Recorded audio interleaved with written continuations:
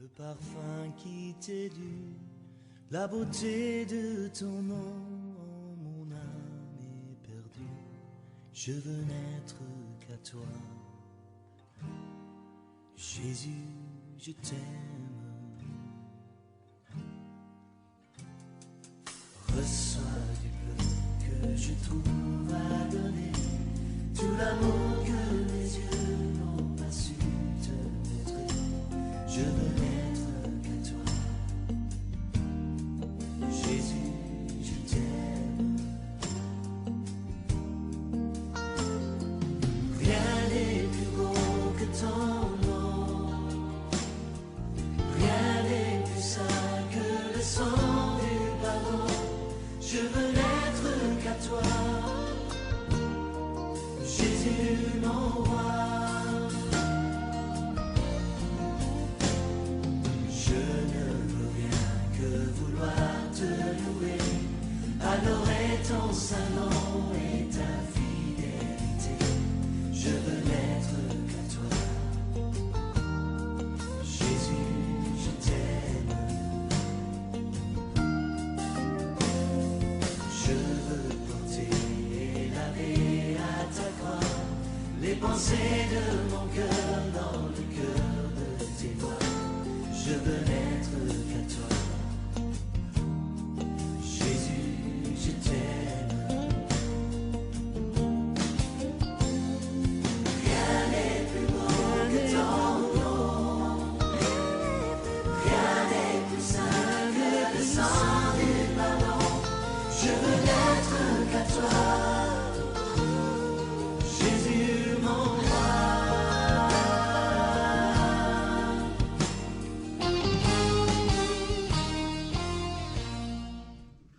Alléluia, alléluia, que Dieu vous bénisse. Bonjour à toutes et à tous, merci de rester fidèles à notre programme. Le titre d'aujourd'hui, c'est « Quelle est la meilleure stratégie pour avoir une réponse dans des grands combats ?»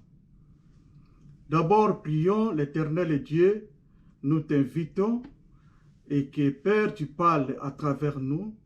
Ouvre-nous les oreilles spirituelles, l'intelligence pour comprendre ta parole et que ton esprit et ton sang nous couvrent, nous rendent invisibles et invulnérables contre toutes les attaques du monde des ténèbres. Que toi seul, Jésus-Christ, mon Dieu, mon roi, que tu prends la direction de notre programme pour l'unique gloire de ton nom. Nous chassons tout ce qui est de l'ennemi, tout ce qui ne confesse pas ta seigneurie, nous les écrasons, nous les renversons et nous les délégeons au milieu de nous, et cela au nom puissant de Jésus-Christ de Nazareth. Laisse que la gloire et la puissance te reviennent à toi seul, l'unique et le véritable Dieu. Amen. Merci Seigneur Jésus-Christ de Nazareth. Mes bien-aimés, notre titre d'aujourd'hui est tiré dans le livre de Jérémie, chapitre 15, verset 18 à 19. Je vais lire au nom de Jésus. Pourquoi ma souffrance est-elle continuelle? Pourquoi ma plaie est-elle douloureuse? Et ne va-t-elle pas se guérir? Serais-tu pour moi comme une source trompeuse, comme une eau dont on n'est pas sûr? Mes bien-aimés, le prophète Jérémie posait cette question à l'Éternel. Et nous, aujourd'hui, nous nous posons aussi cette question. Pourquoi nos maladies? Pourquoi nos limitations?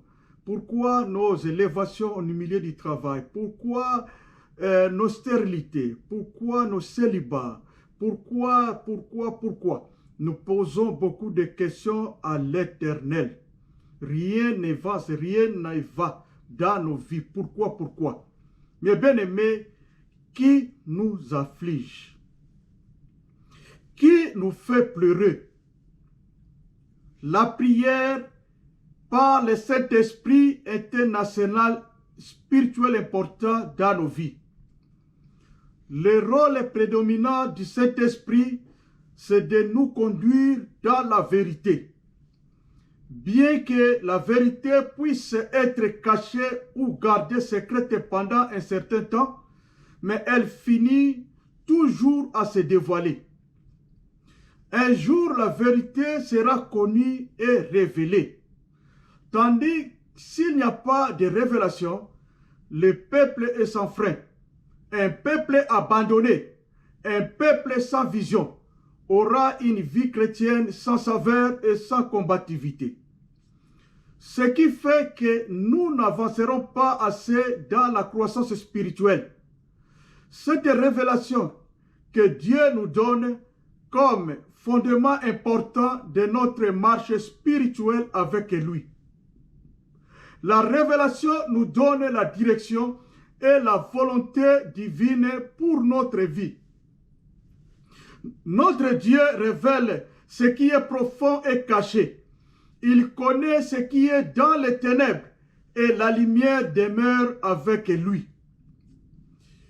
Dieu ne fera-t-il pas justice à ses élus qui crient nuit et jour? Et tardera-t-il à leur égard? La prière du roi David était que sa prière soit devant la face de l'Éternel comme un parfum de bonne odeur. Une prière faite selon la volonté de Dieu est vraiment un parfum de bonne odeur. Dieu, cette sorte de prière incite Dieu à nous bénir. La prière est la bouée de sauvetage qui nous relie à l'Éternel. En fait, l'apôtre Paul était catégorique dans 1 Thessaloniciens 5, 17. Il est en train de nous dire, priez sans cesse. Priez sans cesse. Il nous donne un ordre pour nous d'avoir une attitude de prière à tout moment. Nous avons besoin de connaître la cause et l'origine de nos souffrances. Avoir une bonne connaissance de soi, de nos aptitudes et de nos limites est très important. Il n'y a pas d'examen du sang, scanner, ni de radiographie dans des maladies spirituelles. Voilà pourquoi nous avons besoin d'une révélation venant de la part de l'Éternel. Paul disait, je traite mon corps durement et je le tiens assujetti. Mes bien-aimés, traitons nos corps durement et nous les tenons assujettis dans des jeûnes, dans des prières, dans l'adoration, dans des prières de supplication.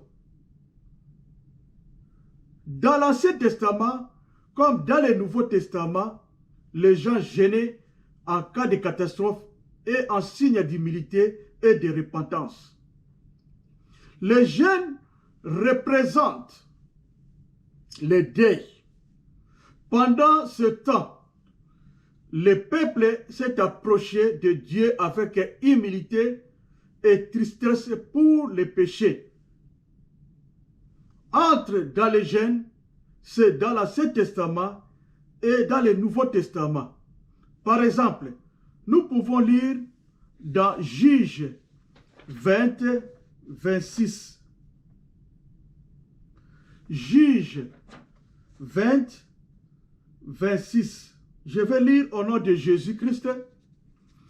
Tous les enfants d'Israël et tous les peuples montèrent et vinrent à Bethel. Ils pleurèrent et restèrent là devant l'Éternel. Ils jeûnèrent à ce jour jusqu'au soir. Dans les jeûnes, on pleure. Dans les jeûnes, on pleure et dans les jeûnes, on prie. Mais bien aimés, la Bible nous déclare, ils offrirent des holocaustes et des sacrifices d'action de grâce.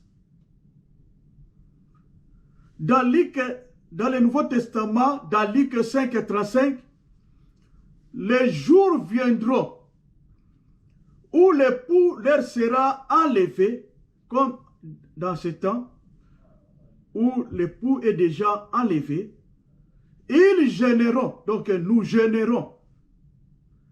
Quand tu gênes, parfume ta tête et lave ton visage, afin de ne pas montrer aux hommes que tu gênes, mais à ton Père qui est dans le lieu secret. Et ton Père qui voit dans le secret te le rendra. Ici, nous parlons de gênes individuels, pas dans les groupes. Donc, concernant le régime, Daniel, nous pouvons lire dans Daniel 1, 12. La Bible nous dit, éprouve tes serviteurs pendant 10 jours et qu'on nous donne des légumes à manger et de l'eau à boire. Daniel ne mangeait aucun mets délicat. Il n'entra ni viande ni vin dans la bouche de Daniel. Si nous continuons, donc c'est comme ça. Donc il ne faut jamais manger des mets délicats. Il ne faut jamais prendre des hamburgers dans les moments de jeûne. Pas des choses sucrées, etc., etc.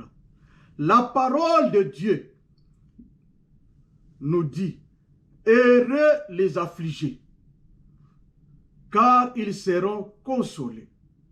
Ce n'est pas interdit, lorsque tu entres dans le jeûne, il faut vraiment que tu sens que tu as des problèmes. Le pleur est recommandé. Ça, c'est Matthieu 5, verset 6, ou verset 5 comme ça. La Bible nous dit, heureux les affligés, car ils seront consolés. Prière de supplication aussi dans les jeûnes est très important. Parce que supplier Dieu, c'est demander une aide ou une faveur. Il faut faire beaucoup d'adoration, surtout dans le temps de repos, pour éviter la distraction, bien la divagation des pensées. Nous pouvons être assurés que chaque fois que nous souffrirons à cause de notre fidélité au Christ, il sera avec nous tout le long du chemin, dans la souffrance et dans le bonheur. Mais bien aimé, le jeûne est considéré comme une période où l'âme est humiliée, où la prière est faite à partir d'un cœur repentant. Le jeûne individuel se fait dans la discrétion, vu qu'il n'est pas bon d'en faire la publicité en disant, par exemple, aujourd'hui, je suis fatigué parce que je suis en jeûne. Daniel fit ces 3 semaines dans la discrétion, jusqu'à ce que l'Éternel a fait ses ennemis son marchepied. L'avantage des jeûnes sincères avec une adoration véridique, nos prières sont entendues. Dès les tout premiers jours où nous avons commencé à prier, nos prières ont été exaucées déjà. Nous développons nos êtres intérieurs. Donc dans la prière, dans les jeûnes, nous développons nos êtres intérieurs pour le combat spirituel. Le roi David nous fait connaître dans sa prière, l'Éternel dresse devant moi une table, en fait, en face de mes adversaires, qui nous regardent avec une inoffensive méchanceté. Lorsque Dieu est en train de préparer nos bénédictions, donc nos travails, nos guérisons, nos enfants, nos réussites, nos élévations, nos délivrances, c'est en face de nos ennemis.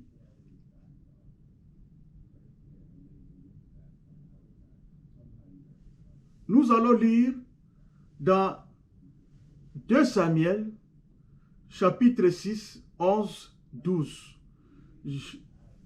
2 Samuel, chapitre 6, versets 11 à 12. Je vais lire au nom de Jésus.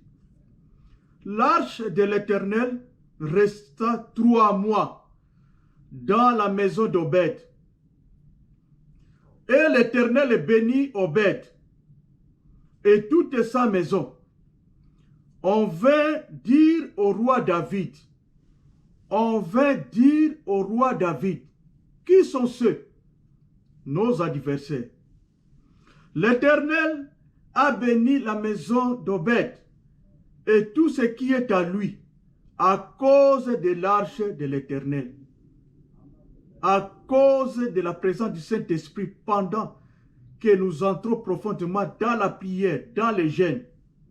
Lorsque les gens voient que tu commences à prospérer, ils commencent à te combattre. Même après la victoire, nous avons besoin d'une prière forte. Dans une vision, c'est l'ange Michael qui parle à Daniel. Sais-tu pourquoi je suis venu vers toi? Il est en train de poser Daniel une question. Sais-tu pourquoi je suis venu vers toi? Maintenant, je m'en retourne pour combattre les chefs de la Perse.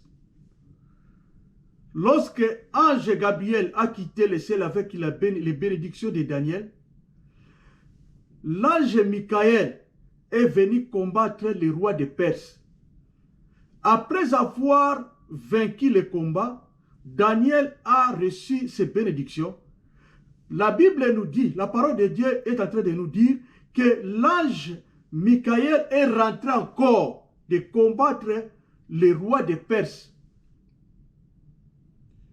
Il dit à Daniel, quand je partirai, voici le chef de Java, un autre géant viendra vous combattre. Nous pouvons être assurés. Mais bien aimés, nous et tout ce que nous vivons seuls.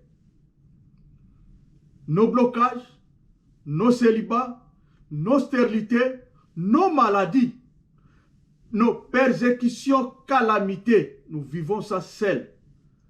C'est toi et moi qui souffrons.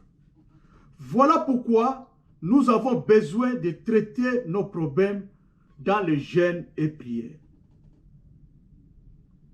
La parole de Dieu nous dit, cette espèce-là sort que dans le jeûne et prière. Parce que nous ne savons pas qui nous combatte et pourquoi. Même si nous sommes dans les ténèbres spirituelles les plus profondes, la lumière finira par apparaître. Même si nous sommes dans les ténèbres les plus profondes, la lumière finira par apparaître. Mais bien aimé, déterminer les jours de jeûne et le régime dépend de toi et de ton Dieu. Moi, je ne connais pas ton combat, je ne connais pas ton problème, je ne connais même pas ta situation. Notre objectif, c'est d'avoir une révélation. Si dans nos familles, il y a des sacrifices et des pactes signés, Dieu va nous révéler.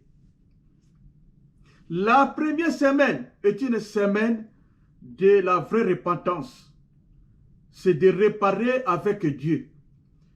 Quiconque a cette confiance à Jésus se purifie comme lui-même est pur. Sinon, nous risquons de tout gâcher.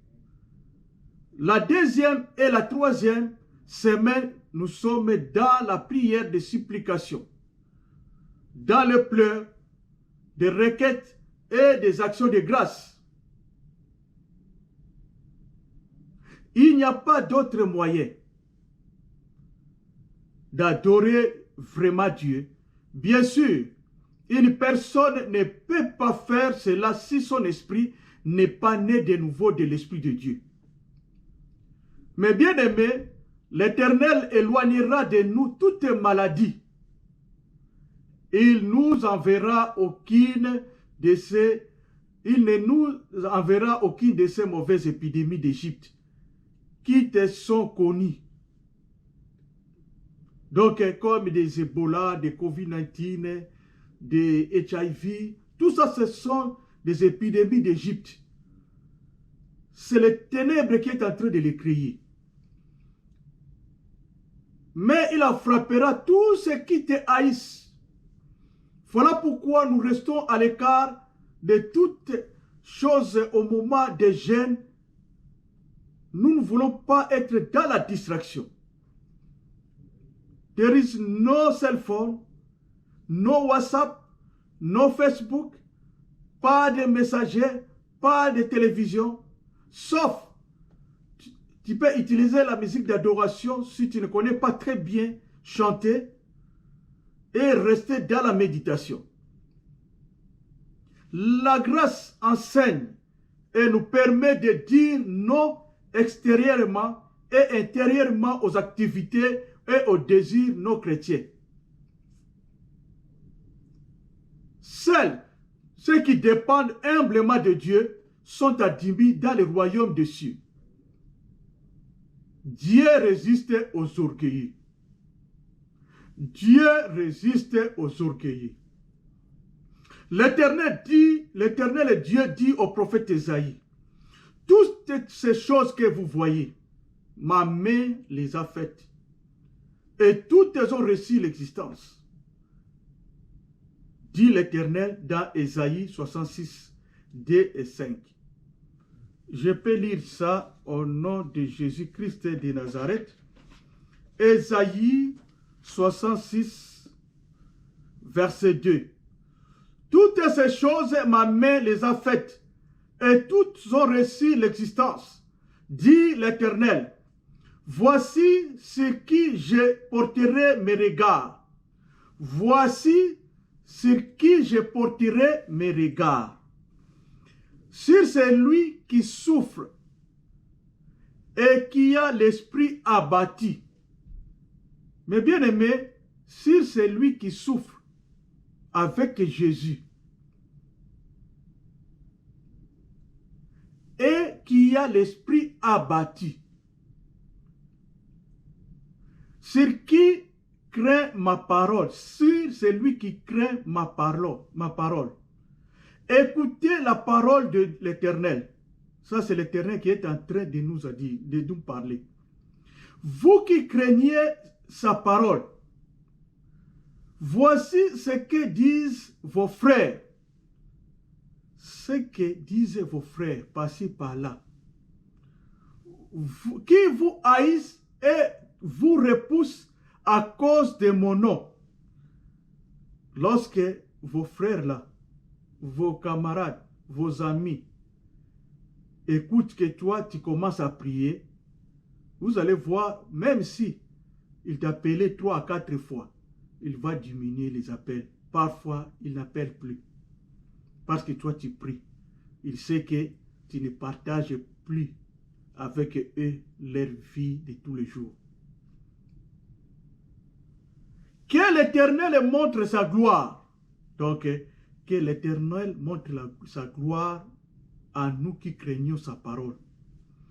Et que nous voyons votre joie. Que l'Éternel, que les gens voient. Ah, ce type-là, vraiment, il est béni. Et toute sa maison. Mais ils seront confondus. Donc, ces gens-là qui nous haïssent, ils seront confondus. Mais bien aimé, ça c'est la parole de Dieu. Pour chercher la délivrance ou la protection, Jésus nous enseigne les principes de base de la vie pieuse. C'est pourquoi l'intercession continue est importante pour provoquer une percée. La prière déplace les anges qui changent le monde. Si tu veux déplacer les anges qui changent le monde, il faut être un homme de prière, donc une prière de foi, dans la vérité, dans la sincérité. Il nous faut tenir ce combat dans le jeûne et la prière, parce que dans la chair, nous ne pouvons rien faire. Respectons aussi le régime, c'est très important. L'une des façons les plus courantes que Dieu utilise pour communiquer sa volonté aux humains est à travers des révélations. Mais nous devons être ouverts et réceptifs envers lui. Si nous lisons dans 1 Corinthiens 2:10, je vais lire dans 1 Corinthiens 2:10, la Bible nous dit, Dieu les a révélés par esprit, car l'esprit sont de tout, même les profondeurs de Dieu. Si quelqu'un d'entre, ça c'est Jacques 1:5, si quelqu'un d'entre vous manque de sagesse, qu'il la demande à Dieu, qui nous donne à tous simplement et sans reproche, et elle lui sera donnée. Mes bien-aimés, Dieu nous a révélés, nous les a révélés par l'Esprit. C'est toujours lorsque nous demandons à Dieu, Dieu nous accorde par l'Esprit la révélation. En lisant la Bible, demandez à Dieu de vous montrer ses vérités intemporelles et son application dans notre vie. Je crois fermement que chacun de nous devait être responsable d'avoir une révélation de sa vie et de connaître son origine pour bien combattre. Un chrétien mature a une grande responsabilité de traiter son corps durement, comme dit Paul. Mais les coureurs dévoués doivent continuer toujours de lutter dans la prière, dans le jeûne. Quelque part, il y a une ligne d'arrivée. Il y a toujours une fin dans toutes choses. Posons-nous ces questions. Quel genre de course courons-nous pour Christ? Quel prix cherchons-nous? À quel type d'opposition faisons-nous face dans notre lutte pour vivre en tant que chrétien? Comment le Christ peut-il nous aider à rester sur la bonne voie et atteindre l'objectif? Tout ça, c'est dans la prière. C'est dans la prière, mes bien-aimés. Philippiens 3:15 nous dit, nous tous donc qui sommes parfaits, ayons cette même pensée, et si vous êtes en quelque point de notre avis, Dieu vous éclairera aussi là-dessus. Dieu nous éclaire dans tout ce que nous avons besoin. Donc, soyons toujours dans la prière. Si tu n'as pas de révélation, mes bien-aimés, c'est marcher dans l'obscurité spirituelle. Daniel a reçu une révélation, c'était quand il était sérieusement engagé dans la prière pour son peuple et pour son cas. Quand son esprit était profondément inquiet. Mais bien aimé, combien de fois es-tu tourmenté à cause de ta situation? Si tu as des problèmes, mais tu restes calme, tu es toujours en paix, ce n'est pas vraiment normal. Prends conscience à ton problème. Que nous dit la Bible dans Ésaïe 60, verset 3? Ésaïe 60, verset 3 nous dit, « Des nations marchent à ta lumière, et des rois à la clarté de tes rayons. » Que Dieu bénisse sa parole. Amen.